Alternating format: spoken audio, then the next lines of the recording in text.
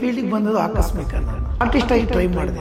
ನಾನು ಡೂಪಲ್ಲಿ ನಾನು ತುಂಬ ಫೇಮಸ್ ಆಗ್ಬಿಟ್ಟೆ. ಮಾಲಶ್ರೀ ಮೇಡಮ್ ಅವ್ರಿಗಂತೂ ಪರ್ಮನೆಂಟ್ ಆಗಿ ಡೂಪ್ ಮಾಡ್ತಿದ್ದೆ. ನಾನು ಶಂಕರ್ ಸ್ಮೋಟ್ರಿ ಸಾಕು ನನಗೆ ಅಂತ ಚಂಡಾಲ್ ಸಿನಿಮಾದ ವಿಲನ್ ಕ್ಯಾರೆಕ್ಟರ್ ಮಾಡಿದೆ ನಾನು. ಸೊ ನೋಡೋರೆಲ್ಲ ನೀವು ಯಾಕೆ ಒಂದು ಸ್ಟೆಂಟ್ ಮಾಸ್ಟರ್ ಆಗಬಾರ್ದು, ನನ್ನ ಗಡಿಯಲ್ಲಿ ಪಳಗದಂಥ ಸ್ಟಾರ್ಸ್ಗಳೆಲ್ಲ.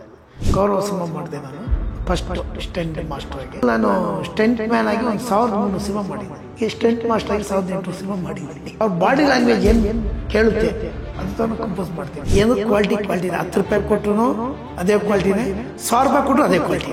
ಚಡ್ಡಿ ನಿಲ್ಲಿಸ್ಬಿಟ್ಟು ರೋಪ್ ಹಾಕಿದ್ದೀನಿ, ಹೆಸರು ಮಾಡಬೇಕು ಅಂತ ಬಂದೆ ನಾನು. ನಮಸ್ತೆ. ಈ ಫೀಲ್ಡಿಗೆ ಬಂದದ್ದು ಆಕಸ್ಮಿಕ. ನಾನು ಯಾಕಂದರೆ ನಾನು ಬಂದು ಜಿಮ್ನಾಸ್ಟಿಕ್ ಪ್ಲೇಯರು. 1984 ನ್ಯಾಷನಲ್ ಪ್ಲೇಯರ್ ನಾನು. ಸೊ ನಮಗೆ ನಂಜುಂಡಿ ನಾಗರಾಜ್ ಅಂತ ಫೈಟ್ ಮಾಸ್ಟರ್, ಅವರು ಜಿಮ್ನಾಸ್ಟಿಕ್ ಪ್ಲೇಯರು. ಸೊ ನಾವೆಲ್ಲ ಒಂದು ಟ್ರೂಪಲ್ಲಿದ್ದೀವಿ. ಸೊ ನಾನು ಈಗೆಲ್ಲ ಸ್ಟಾರ್ಗಳಿದ್ದಾರೆ, ನಾನು ಹೇಳೋದೇನಿಲ್ಲ.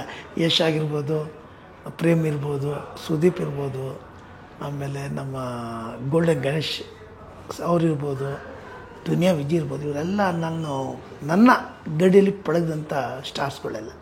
ನಾನು ಅವಾಗೆಲ್ಲ ಕೋಚ್ ರಘುವೀರ್, ಗುರುದತ್, ತುಂಬ ಜನ ಲಿಸ್ಟೇ ಇದೆ. ಆಮೇಲೆ ಹಂಸಲಕ್ಕ ಅವ್ರ ಮಗ ಅಲಂಕಾರ್, ದೊಡ್ಡ ಲಿಸ್ಟೇ ಇದೆ. ಸೊ ಇವ್ರಿಗೆಲ್ಲ ನಾನು ಕೋಚ್ ಮಾಡ್ತಿದ್ದೆ, ಸ್ಟೆಂಟ್ ಮಾಡೋದು ಹೇಗೆ, ಯಾವ ಥರ ಮಾಡಬೇಕು ಅಂತ. ಸೊ ಇದೇ ಥರ ನಾನು ಎಲ್ಲರಿಗೂ ಕೋಚ್ ಮಾಡ್ತಾ ಇರುವಾಗ ನಾನು ಸೊ ನೋಡೋರೆಲ್ಲರೂ ನೀವು ಯಾಕೆ ಒಂದು ಸ್ಟೆಂಟ್ ಮಾಸ್ಟರ್ ಆಗಬಾರ್ದು. ಸೊ ಒಂದು ಕ್ಯೂರಿಯಾಸಿಟಿ ನನಗೆ. ಆಗ ಬ್ರೂಸ್ ಲೀ ಸಿನಿಮಾ ಬಂದಿತ್ತು, ಎಂಟರ್ ದಿ ಡ್ರ್ಯಾಗನ್. ಸೊ ನನಗೆ ಒಂದು ಆಸೆ ಆಯಿತು, ಸೊ ನಾವು ಈ ಥರ ಯಾಕೆ ಮಾಡಬಾರ್ದು ಅಂತ. ಸೊ ಆರ್ಟಿಸ್ಟಾಗಿ ಟ್ರೈ ಮಾಡಿದೆ ನಾನು. ಫಸ್ಟ್ ಆರ್ಟಿಸ್ಟಾಗಿ ಬಂದು ಕೆಲವು ನಮ್ಮ ವಿನೋದ್ ರಾಜ್ ಸಿನಿಮಾ ನಾಯಕ ಅಂತ ಒಂದು ಸಿನಿಮಾದಲ್ಲಿ ಮಾಡಿದೆ. ಅದಾದ ಹಿಂಗೆ ಸುಮಾರು ಸಿನಿಮಾಗಳಲ್ಲಿ ಆ್ಯಕ್ಟ್ ಮಾಡ್ತಾ ಹೋದೆ. ಸೊ ಆ್ಯಕ್ಟ್ ಮಾಡೋರೆಲ್ಲರೂ ಇಲ್ಲ ಸ್ಟೆಂಟೆಲ್ಲ ಚೆನ್ನಾಗಿ ಮಾಡ್ತಾರಲ್ಲ, ನೀವು ಯಾಕೆ ನೀವು ಒಂದು ಸ್ಟೆಂಟ್ ಮ್ಯಾನ್ ಆಗಬಾರ್ದು. ನಮ್ಗೆ ಹಾಸನ್ ರಘು ಅಂತ ಒಬ್ಬರಿದ್ದರು, ಅವರು ನಮ್ಮ ಈಗ ಸ್ಟೆಂಟ್ ಯೂನಿಯನ್ಗೆ ಅವ್ರು ಫಸ್ಟು ಅವರೇ ನಮ್ಮ ಹುಟ್ಟಾಕಿದ್ದು, ಸ್ಟೆಂಟ್ ಯೂನಿಯನ್ ಹುಟ್ಟಾಕಿದ್ದು ಅವರೇ. ಸೊ ನಾನು ಅವ್ರ ಜೊತೆ ಎಲ್ಲ ಇದು ಮಾಡಿ, ಅವ್ರು ನನಗೊಂದು ಮೆಂಬರ್ಶಿಪ್ ಕಾರ್ಡ್ ಮಾಡಿ, ಸೊ ಸ್ಟೆಂಟ್ ಮ್ಯಾನ್ ಮಾಡಿ ನಾನು ವಿಷ್ಣುವರ್ಧನ್ ಸಿನಿಮಾ ಮಾಡಿದೆ, ನಿಷ್ಕರ್ಷಕ ಅಂತ. ಅದು ನಮ್ಮ BC ಪಾಟೀಲ್ ಸಿನಿಮಾ, ಅವರೇ ಪ್ರೊಡ್ಯೂಸರು. ಸುನೀಲ್ ದೇಸಾಯಿ. ನಾನು ಡೂಪ್ ಹಾಕಿದ್ದೆ, ವಿಷ್ಣು ಸರ್ಗೆ ಡೂಪ್ ಹಾಕಿದ್ದೆ ಅವಾಗ. ಸೊ ಹಿಂಗೆ ನನ್ನ ಡೂಪಲ್ಲಿ ನಾನು ತುಂಬ ಫೇಮಸ್ ಆಗಿಬಿಟ್ಟೆ. ಸೊ ಶಿವಣ್ಣಂಗೆ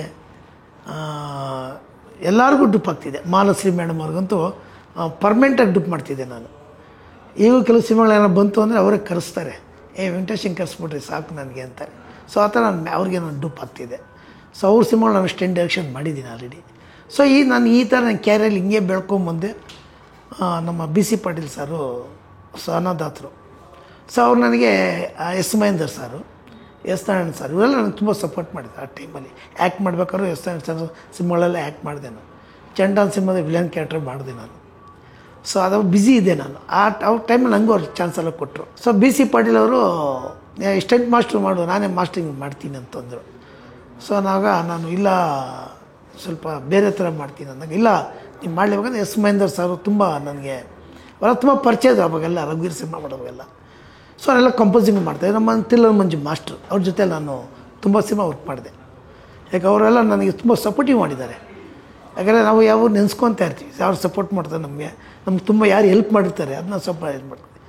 ಸೊ ಹಿಂಗೆ ಇದ್ದಾಗ ನಾನು ಈಗ BC ಪಾಟೀಲ್ ಅವರು ಗೌರವ ಸಿನಿಮಾ ಮಾಡಿದೆ ನಾನು ಫಸ್ಟು ಸ್ಟೆಂಟ್ ಮಾಸ್ಟರ್ ಆಗಿ. ಸ್ಟೆಂಟ್ ಮ್ಯಾನ್ ಆಗಿ ಒಂದು 1300 ಸಿನಿಮಾ ಮಾಡಿದ್ದೆ. ಈ ಸ್ಟೆಂಟ್ ಮಾಸ್ಟರ್ ಆಗಿ 1800 ಸಿನಿಮಾ ಮಾಡಿದ್ದೀನಿ. ನಂಗೆ ಎರಡೂ ಖುಷಿ ಇತ್ತು. ಬಟ್ ನಾನು ತುಂಬ ಒತ್ತು ಕೊಟ್ಟಿದ್ದು ಸ್ಟೆಂಟ್ ಮಾಸ್ಟರ್. ಏನಕ್ಕೆ ಅಂದರೆ ಜಾಕಿ ಚಂದ್ ಸಿನಿಮಾ ಬಂದಿತ್ತು, ಪ್ರೊಟೆಕ್ಟರ್ ಅಂತ. ಸೊ ಆವಾಗ ನಮಗೆ ಅಂದರೆ ನನ್ನ ಹೆಸರು ಇದೇ ಥರ ಬರಬೇಕು ಎಲ್ಲ ಪೇಪರಲ್ಲಿ. ಸೊ ಅಂತ ಒಂದು ತುಂಬ ಇಂಟ್ರೆಸ್ಟಿಂಗ್ ಇತ್ತು. ಇಲ್ಲ ನಾನು ಕಾಣಿಸ್ಕೊಳೋಕ್ಕಿಂತ ಮೊದಲು ಹೆಸರು ಚೆನ್ನಾಗಿರಬೇಕು, ಹೆಸರು ಮಾಡಬೇಕು ಅಂತ ಬಂದೆ ನಾನು. ಸೊ ಹೆಸರು ಮಾಡ್ಬೇಕಾದ್ರೆ ಆರ್ಟಿಸ್ಟಾಗೂ ಮಾಡ್ಬೋದು, ಸೊ ಟೆಕ್ನಿಷಿಯನಾಗೆ ಮಾಡ್ಬೋದು. ಬಟ್ ನಾನು ಟೆಕ್ನಿಷಿಯನ್ಗೆ ಹೆಸರು ಮಾಡಿದೆ. ಕ್ಲೈಮ್ಯಾಕ್ಸ್ ಅಂದರೆ ನಮ್ಮ ಆಲ್ವಿನ್ ಡೈರೆಕ್ಟ್ರು ನನಗೆ 1-2-3 ಎಪಿಸೋಡ್ ಕಳಿಸಿದ್ರು. ಸೊ ಹಿಂಗಿರ್ಬೇಕು ನನಗೆ ಆ್ಯಕ್ಷನ್ನು, ಸೊ ಹಿಂಗಿದೆ ಚೆನ್ನಾಗುತ್ತೆ ಅಂತ. ಸೊ ಅದನ್ನ ಯಾಕೆ ನಾವು ಕಾಪಿ ಮಾಡಬೇಕು, ನಾನೇ ಒಂದು ಕ್ರಿಯೇಟ್ ಮಾಡಿ ಮಾಡಿಕೊಡ್ತೀನಿ. ಸೊ ಎಕ್ಸ್ಟ್ರಾಡನರಿ ಇರುತ್ತೆ ಅಂತ ನಾನು. ಸೊ ಆಗ ನಮ್ಮ ಭಾರ್ಗವ ಹೀರೋ, ಸೊ ಅವ್ರು ಬಂದು ನನ್ನ ಹತ್ರ ಪ್ರಾಕ್ಟೀಸ್ ಮಾಡಿ, ಸೊ ಅವ್ರ ಬಾಡಿ ಲ್ಯಾಂಗ್ವೇಜ್ ಏನು ಕೇಳುತ್ತೆ ಅದು ಥರ ಕಂಪೋಸ್ ಮಾಡ್ತೀನಿ. ಸೊ ನಾನು ಕಂಪೋಸ್ ಮಾಡೋದಕ್ಕೆ ಅವ್ರ ಬಾಡಿ ಲ್ಯಾಂಗ್ವೇಜ್ ಕಂಪೋಸ್ ಆಗಿಲ್ಲ ಅಂದರೆ ಮ್ಯಾಚ್ ಆಗೋಲ್ಲ. ನೋಡ್ರಿ ಎಲ್ಲ ಎಲ್ಬೋರ್ಡ್ ಥರ ಮಾಡ್ತಾರೆ, ಫೈಟ್ ಉಣ್ಕೊಂಡ್ಬಿಡ್ತಾರೆ. ಸೊ ನಾನು ಆ ಥರ ಯಾರಿಗೂ ಇದುವರೆಗೂ ನಾನು ಕಂಪೋಸ್ ಮಾಡಿಲ್ಲ. ಬಟ್ ಎಲ್ಲ ಆರ್ಟಿಸ್ಟ್ಗಳು ಅಷ್ಟೇ, ನನ್ನ ಹತ್ರ ಎಲ್ಲರೂ ಪ್ರಾಕ್ಟೀಸ್ ಮಾಡೋದು ನಮ್ಗೆ ಈಸಿ, ಇವ್ರು ಮಾಡ್ತಾರೆ ಅನ್ನೋದು ಒಂದು ಕಾನ್ಫಿಡೆನ್ಸ್ ಇರುತ್ತೆ. ಸೊ ಅದು ಇಟ್ಕೊಂಡು ನಾನು ಕಂಪೋಸ್ ಮಾಡಿದ್ದೀನಿ. ತುಂಬ ರಿಸ್ಕ್ ತೊಗೊಂಡೇ ಮಾಡಿದ್ದಾರೆ. ಆ್ಯಕ್ಷನ್ ನೋಡಿದ್ರೆ ಕ್ಲೈಮ್ಯಾಕ್ಸ್ ನೋಡಿದ್ರೆ ಗೊತ್ತಾಗುತ್ತೆ ತುಂಬ ರಿಸ್ಕಿ ಇದೆ ಆ್ಯಕ್ಷನ್ನು ಅಂತ. ನಾನು ಅದು ಪ್ರಿಪ್ರೇಷನ್ ಮಾಡ್ತೀನಿ ಅವ್ರನ್ನ ಇಟ್ಕೊಂಡು ಅವ್ರ ಬಾಡಿ ನಮಗೆ ಏನು ಬೇಕು, ಯಾವ ಥರ ಕಂಪೋಸ್ ಮಾಡಬೇಕು, ಸೊ ಇವ್ರು ಯಾವ ಥರ ಮಾಡಿದ್ರೆ ಚೆನ್ನಾಗಿ ಕಾಣಿಸ್ತಾರೆ ಇಸ್ ಅ ಮೋಲ್ಡ್ ಮಾಡ್ತೀನಿ. ಸೊ ಕ್ಯಾಮ್ರಾದಲ್ಲಿ ಮೋಲ್ಡ್ ಮಾಡ್ತೀನಿ ಅವ್ರು. ಅದೊಂದು ಟೂರ್ನಮೆಂಟಲ್ಲಿ ಫೈಟ್ ಮಾಡ್ತೀವಿ ನಾವು. ಸೊ ಅದು ತುಂಬ ಸೆನ್ಸಿಟಿವ್ ಆಗಿತ್ತು. ಯಾಕಂದರೆ ಹೀರೋನ ಮೂಟೆಯಲ್ಲಿ ಕಟ್ಟಿರ್ತಾರೆ, ಅದು ತುಂಬ ಹೊತ್ತು ಕಟ್ಟಿರ್ತಾರೆ, ಅದು ತುಂಬ ಸೆನ್ಸಿಟಿವ್, ತುಂಬ ಹೊತ್ತು ಇರೋಕ್ಕಾಗಲ್ಲ. ಎಲ್ಲ ಬ್ಲ್ಯಾಕ್ ಮಾಡಿರ್ತಾರೆ, ಫುಲ್ ಒಳಗಡೆ ಹಾಕಿಲ್ಲ ಬ್ಲ್ಯಾಕ್ ಮಾಡಿರ್ತಾರೆ. ಸೊ ಅದೊಂದು ಸ್ವಲ್ಪ ನನಗೆ ತುಂಬ ಇದು ಅನಿಸ್ತು. ಅದರಲ್ಲಿ ಕೆಲವು ಆ್ಯಕ್ಷನ್ ಮಾಡೋಗ್ಲೂ ಅವ್ರಿಗೆ ಒಂದು ಡಿಫ್ರೆಂಟ್ ಆ್ಯಕ್ಷನ್ಸ್ ಅದು. ಅಂದರೆ ಅದು ಜಂಪ್ ಮಾಡಿ ರೋಪಲ್ಲಿ ಮಾಡಬೇಕಾಯ್ತು, ಡೂಪ್ ಆಗ್ತೀವಿ ಅಂತ ಹೇಳಿದೆ ನಾನು. ಇಲ್ಲ ನಾನೇ ಮಾಡ್ತೀನಿ ಅದು ರಿಸ್ಕ್ ತೊಗೊಂಡು ಮಾಡೋದು. ಸ್ವಲ್ಪ ಪೆಟ್ಟು ಬಿದ್ದಿರಲ್ಲ, ಸ್ವಲ್ಪ ಚಿಕ್ಕ ಗಾಯಗಳಿಗೆ ಆಗಿರುತ್ತೆ ಅಷ್ಟೇ. ನಾನು ಯಾವುದೇ ಸಿನಿಮಾ ಮಾಡೋದು ಫಸ್ಟ್ ಸಿನಿಮಾ ಅಂತಲೇ ಮಾಡೋದು. ಈಗ ನಾನು 1000 ಸಿನಿಮಾ ಮಾಡಿದ್ದೀನಿ, ಅಷ್ಟು ಜನಕ್ಕೆ ಮಾಡಿದ್ದೀನಿ, ಇಷ್ಟು ಜನಕ್ಕೆ ಹೀರೋಗಳು ಮಾಡಿದ್ದೀನಿ, ಅದು ನನ್ನ ಇದರಲ್ಲಿ ಇರೋಲ್ಲ. ನಾನು ಫಸ್ಟ್ ಬಂದಾಗ ಯಾವುದೇ ಸಿನಿಮಾ ಹೊಸ ಹೀರೋ ಆಗ್ಬೋದು ಇಲ್ಲ ಹಳೆಯ ಇರೋದನ್ನು ಹೊಸ ಇದೆ first is a compose first cinema ಮಾಡ್ತಿದ್ದೀನಿ, ಇದು ಫಸ್ಟ್ ಮೂವಿ ನನಗೆ ಅನ್ನೋದನ್ನು ಕಂಪೋಸ್ ಮಾಡ್ತೀನಿ. ಯಾಕೆ ಇಷ್ಟೆಲ್ಲ ಸಿನಿಮಾ ಮಾಡಿದ್ರೆ ನಾವು ತಲೆಯಲ್ಲಿ ಇಟ್ಕೊಂಡ್ರೆ ನಾವು ಫೈಟ್ ಕಂಪೋಸ್ ಮಾಡೋಕ್ಕಾಗಲ್ಲ. ನಾವೇನೇ ಮಾಡಿ ಹೊಸ ಥರ ಮಾಡಬೇಕು ಅನ್ನೋ ಇದು ನನ್ನ ಇದು ಹೊಸ ಇದು ಫಸ್ಟ್ ಟೈಮ್. ಸೊ ಇದು ನಾನು ಹೊಸದಾಗಿ ಕಂಪೋಸ್ ಮಾಡ್ತಾಯಿದ್ದೀನಿ. ಸೊ ನನ್ನ ಮೈಂಡಲ್ಲೇ ಮಾಡ್ತೀನಿ. ಏನಿಲ್ಲ, ಎಲ್ಲರಿಗೂ ನಾನು ಒಂದು ಸಮಾನತೆ ಅಂತ ನೋಡ್ತೀನಿ. ಇವರು ದುಡ್ಡು ಜಾಸ್ತಿ ಕೊಟ್ಟದ್ದು ಇವ್ರಿಗೆ ಹೆಚ್ಚಿಗೆ ಮಾಡಲ್ಲ, ಅವ್ರು ದುಡ್ಡು ಕಡಿಮೆ ಕೊಟ್ಟರು ಅವ್ರು ದುಡ್ಡು ಕಡಿಮೆ ಹೆಚ್ಚಿಗೆ ಮಾಡಲ್ಲ. ಏನು ಕ್ವಾಲಿಟಿ ಇದೆ. 10 ರೂಪಾಯಿ ಕೊಟ್ಟರು ಅದೇ ಕ್ವಾಲಿಟಿನೇ, 1000 ರೂಪಾಯಿ ಕೊಟ್ಟರು ಅದೇ ಕ್ವಾಲಿಟಿನೇ. ಕತೆಗೆ ಏನು ಕೇಳುತ್ತೆ, ಕತೆಯಲ್ಲಿ ಏನು ಬೇಕು ಅನ್ನೋದನ್ನು ಕೇಳುತ್ತೆ. ಸೊ ಈ ಕತೆ ತುಂಬ ಚೆನ್ನಾಗಿತ್ತು, ಆ್ಯಕ್ಷನ್ಸ್ ಅದೇ ಥರ ಬೇಕಿತ್ತು. ಅಂದರೆ ಬಂದರು ಹೊಡೆದ್ರು ಹೋಗ್ಬೋದು ಅಂತ ಮಾಡ್ಬೋದಾಗಿತ್ತು. ಇಲ್ಲ, ಕತೆಗೆ ಏನು ಕೇಳುತ್ತೋ ಅದನ್ನ ಕತೆ ನಾವು ಕಂಪೋಸ್ ಮಾಡಿದ್ದೀನಿ. ಇದು ಬಂದು ಒಂದು ಫಾರೆಸ್ಟಲ್ಲಿ ಮಾಡಿದ್ವಿ. ಒಂದು 60 ಫೀಟ್ 50 ಫೀಟು ಶಿವನ ಮೂರ್ತಿ ಮುಂದೆ ಮಾಡಿದ್ವಿ. ಅದು ಡೈರೆಕ್ಟ್ರ್ ಕನಸು, ಅಂದರೆ ಶಿವಂ ಓಂ ಶಿವಂ. ಸೊ ಕ್ಲೈಮ್ಯಾಕ್ಸು ಸೊ ಶಿವಮಲ್ಲೇ ಇದಾಗಲಿ ಮುಕ್ತಾಯ ಆಗಲಿ ಅನ್ನೋದನ್ನು ಕಾನ್ಸೆಪ್ಟ್ ಅವ್ರು ಮಾಡ್ಕೊಂಡಿದ್ರು. ಸೊ ಆ ಕಾನ್ಸೆಪ್ಟಿಗೆ ನಾವು ತಕ್ಕನಾಗ ಅದ್ರ ಮುಂದೆ ಏನು ಮಾಡಬೇಕು. ಬಟ್ ಅದು ಸುಧೀಂದ್ರ ವೆಂಕಟೇಶ್ ಅವರು ತುಂಬ ನಮ್ಮ ಸುದಿ ಕಾಕ್ರೋಚ್ ಅವರು ತುಂಬಾ ಈ ಸಿನಿಮಾದಲ್ಲಿ ರಿಸ್ಕ್ ತೊಗೊಂಡವ್ರೆ.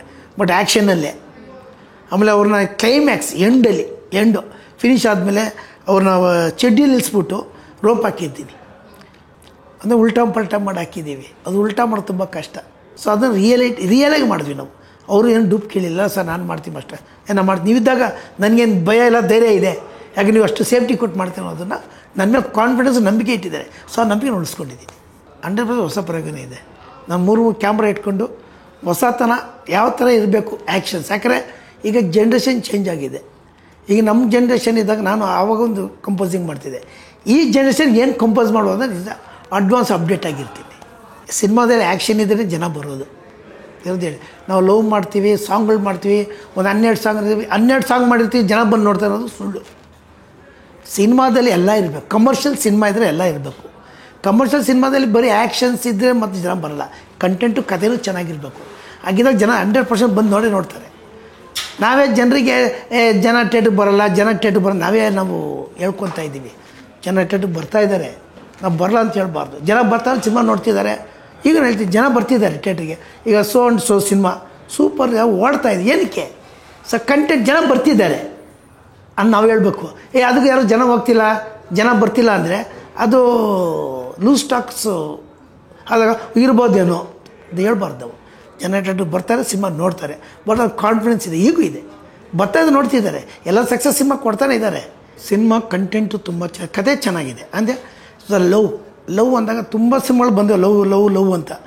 ಬಟ್ ಇದೊಂದು ಸ್ವಲ್ಪ ಡಿಫ್ರೆಂಟ್ ಲವ್, ಅಂದರೆ 2 ಶೇಡ್ಸ್ ಲವ್ಸ್ ಇದೆ. ಸೊ 2 ಶೇಡ್ಸ್ ಲವ್ ನೋಡ್ಬೇಕಾದ್ರೆ ನಾವು ಥಿಯೇಟ್ರಿಗೆ ಬರಬೇಕು. ನಾನು ಕತೆ ಹೇಳ್ಬಿಟ್ರೆ ಅಂದರೆ ಇಷ್ಟೇ ಅಂದ್ಬಿಡ್ತಾರೆ. ಇಲ್ಲ, ಅವ್ರು ಬಂದಾಗ ಸಾಂಗ್ ತುಂಬ ರಿಚಾಗಿ ಮಾಡಿದ್ದಾರೆ.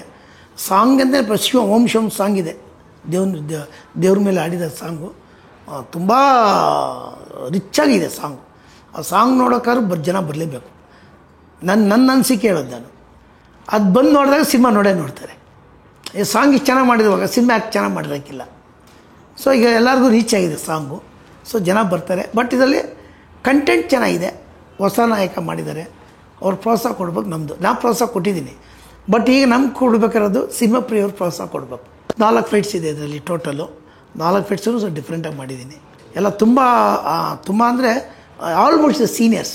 ಹೀರೋಯಿನೂ ಹೊಸೂರು ಬಿಟ್ಟರೆ ಮಿಕ್ಕದವರೆಲ್ಲರೂ ಇಸ್ ಸೀನಿಯರ್ಸ್ ಆರ್ಟಿಸ್ಟೇ. ನಮ್ಮ ಸುಧೀಂದ್ರ, ನಮ್ಮ ವರದಾ, ಆಮೇಲೆ ನಮ್ಮ ಯಶ್ ಶೆಟ್ಟಿ, ಎಲ್ಲರೂ ಅಷ್ಟೇ.